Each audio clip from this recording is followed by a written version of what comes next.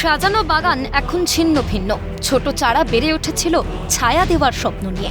দুষ্কৃতী হামলায় মায়া বাড়িয়ে কাটা পড়ল সেসব গাছ। হারোয়ায় উপনির্বাচনে বিজেপির পরাজিত প্রার্থী বিমল দাসের বাড়িতে আচমকা দুষ্কৃতী হামলা। প্রায় 50টির উপর গাছ কেটে ফেলা হয়েছে। কোনো হামলা চলেনি পাশের কোনো বাড়িতে বা বাড়ির বাগানে। হামলার নিশানায় একমাত্র বিজেপির বিমলের বাগান।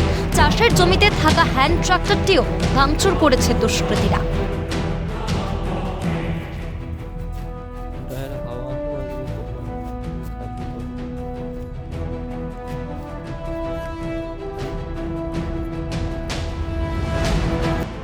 এখন প্রশ্ন হলো, এই হামলা ঘটতে পারত যে কোনো দিন, কিন্তু বেছে বেছে ঠিক উপনির্বাচনের ফল প্রকাশের পরের দিনেই এই ঘটনা ঘটল কেন?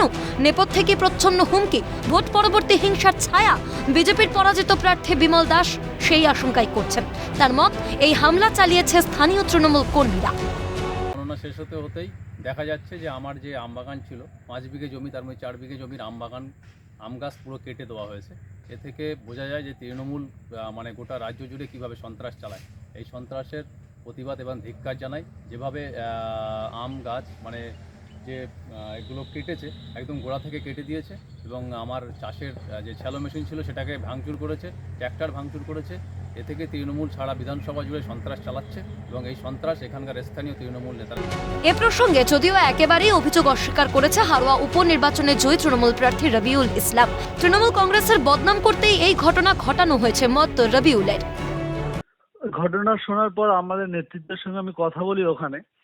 যেটা জানতে পারি সেটা হচ্ছে যে কে বা কারা এটা করিয়েছে তৃণমূল কংগ্রেসকে বদনাম করার জন্য। তবুও আমি প্রশাসনের সঙ্গে কথা বলেছি যে এটা যথাযথ ব্যবস্থা নেওয়ার জন্য।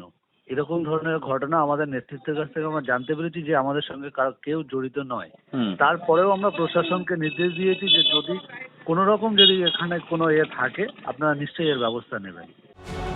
যদিও বসিরহাট লোকসভার অন্তর্গত বিভিন্ন জায়গায় তৃণমূল নেতাকর্মীদের জুলুমবাজি, দাদাগিরির কথা বিরোধীদের মুখে মুখে, শাহজাহান কাণ্ডে কম উত্তপ্ত হয়নি সন্দেশখালী। ঠিক সেই রকমই কি এই হামলাও? প্রশ্নগুলো বিরোধীরা তুলছেই। বিজেপি সেখানে হেরে গিয়েছে, সবুজ আবির উড়েছে হারোয়া জুড়ে। তবু প্রকৃতিকে যন্ত্রণা দিয়ে এই হামলা কেন? বিরোধী প্রার্থী হয়ে দাঁড়ানোটাই কি অপরাধে? পঙ্কজ বিশ্বাসের রিপোর্ট, ক্যালকাটা নিউজ।